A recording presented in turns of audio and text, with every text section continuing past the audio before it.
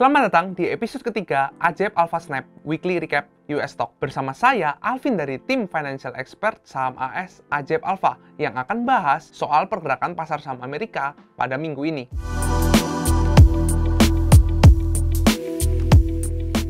Dalam sepekan terakhir, pasar saham Amerika kompak ditutup menguat. Sentimen positif didorong oleh keyakinan investor bahwa The Fed akan mulai menurunkan suku bunga pada paruh kedua 2025. Data ekonomi terbaru juga mendukung ekspektasi ini, yaitu inflasi mulai melambat sementara pasar tenaga kerja menunjukkan tanda-tanda perlemahan juga. Hal ini membuka peluang bagi Federal Reserve untuk mengambil sikap lebih dovish ke depannya. Menariknya, meski tekanan inflasi mereda, perekonomian Amerika tetap menunjukkan ketahanan. Penjualan retail dan indeks PMI sektor jasa masih berada di level yang ekspansif, menunjukkan aktivitas bisnis di Amerika tetap solid. Performa indeks bursa Amerika dalam sepekan terakhir, yaitu S&P 500 yang naik 0,52%, sedangkan Dow Jones Industrial naik 0,56%, dan terakhir adalah Nasdaq Composite yang naik 0,37%. Sedangkan saham-saham yang mengalami kenaikan terbanyak pekan ini adalah saham NUE dengan kenaikan 11,02%, lalu ada saham DK dengan kenaikan 10,86%, lalu ada saham AFCO dengan kenaikan 10,09%, lalu ada Ulta dengan kenaikan 10,01%, dan terakhir adalah MCHP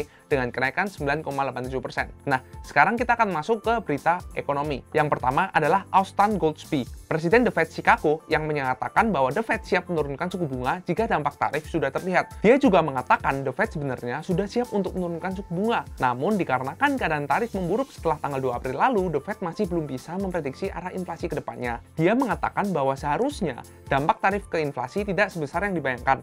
Namun, ia juga mengatakan bahwa prediksi mereka juga belum tentu benar ya. Hal ini dikarenakan The Fed kemarin telah gagal memprediksi kenaikan inflasi pasca COVID-19 yang membuat inflasi Amerika itu meningkat hingga 9%. Yang kedua adalah penjualan mobil di Amerika mengalami penurunan signifikan pada bulan Mei lalu. Perlemahan terbesar ini sejak 5 bulan terakhir loh. Penurunan ini dikarenakan konsumen memilih untuk membeli mobil terlebih dahulu pada bulan-bulan sebelumnya, sebelum tarif Trump berlaku, dan membuat harga mobil semakin mahal. Penjualan tahunan kendaraan turun menjadi 15,65 juta unit pada Mei, sedangkan April lalu itu 17,25 juta unit, dan di Maret itu sebesar 17,83 juta unit. Penurunan sebesar 1,6 juta unit ini merupakan yang terbesar loh sejak pandemi COVID-19.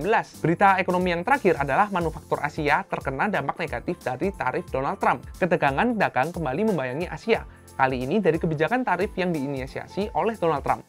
Sejumlah negara di kawasan mulai merasakan dampak negatifnya, terutama di sektor manufaktur yang selama ini menjadi tulang punggung pertumbuhan ekonomi Asia. Pada Mei lalu, sektor manufaktur Jepang dan Korea Selatan mengalami kontraksi. Sementara itu, China juga mencatatkan penurunan aktivitas manufaktur selama 2 bulan berturut-turut pada bulan April dan Mei, mempertegas sinyal perlambatan ekonomi negara tirai bambu tersebut. Berikutnya, kita akan masuk ke beberapa berita emiten yang menarik. Pasar saham Amerika pada pekan ini diramaikan oleh beberapa sentimen kuat dari sejumlah emiten besar, mulai dari sektor keuangan hingga teknologi. Wells Fargo atau kode ticker WFC mencatatkan tonggak penting setelah resmi terbebas dari sanksi pembatasan aset senilai US 1,95 triliun yang diberlakukan sejak 2018 oleh Federal Reserve. Lepas dari belenggu regulasi, bank ini bersiap tancap gas untuk memperluas bisnis di lini kartu kredit, manajemen kekayaan, hingga perbankan komersial. Saham WFC pun menguat 2,7% di perdagangan aftermarket, mencerminkan optimisme pasar terhadap prospek barunya.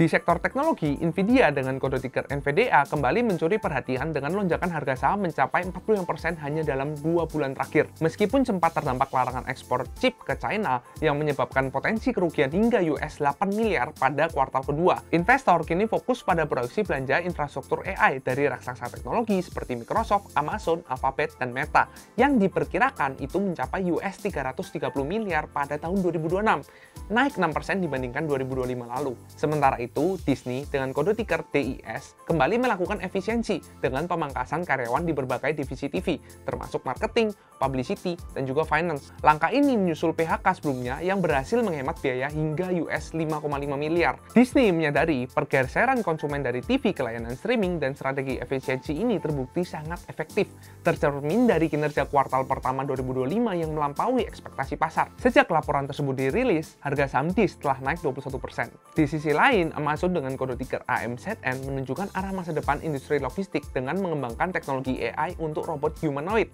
yang nantinya nantinya bisa menggantikan peran pengantar barang. Saat ini, Amazon masih mengandalkan perangkat keras dari pihak ketiga untuk pengujian, namun pengembangan software dilakukan secara internal. Itulah rangkuman kondisi pasar dan perkembangan terbaru dari sejumlah perusahaan besar yang mencerminkan dinamika ekonomi global saat ini. Dari Wells Fargo yang akhirnya lepas dari pembatasan aset, Nvidia yang terus menguat di tengah pertarungan global, efisiensi besar-besaran Disney yang mengikuti pergeseran konsumsi ke streaming, hingga inovasi Amazon dengan pengembangan robot humanoid berbasis AI. Ini menegaskan bagaimana teknologi akan terus menjadi motor penggerak masa depan industri dan juga ekonomi. Terus ikuti channel ini untuk insight terkini yang bisa membantu kamu memahami dan memanfaatkan volatilitas pasar. Sampai jumpa di video berikutnya ya. Ajaib semua bisa.